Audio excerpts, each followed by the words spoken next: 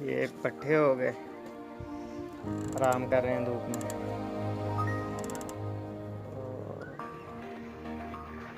और ये ब्रीडर मोर हो गए,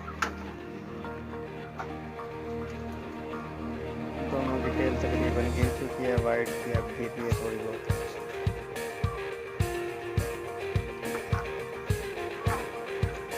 ये पट्ठे हो गए।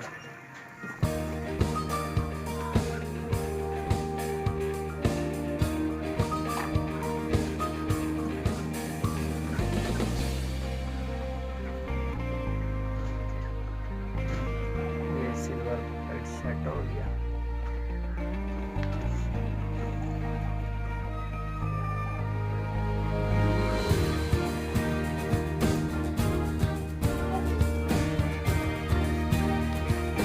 ये 5 पीस मैंने अपने ले रहा हूँ।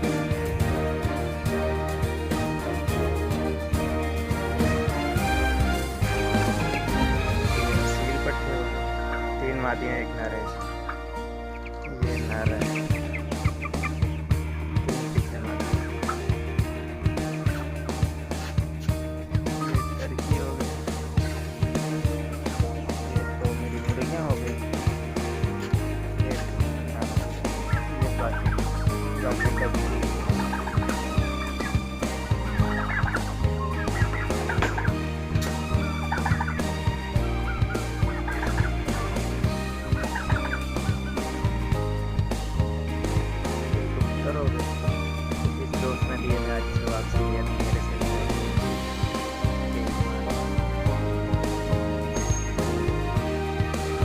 वाइट वाइट पट्टे हो गए।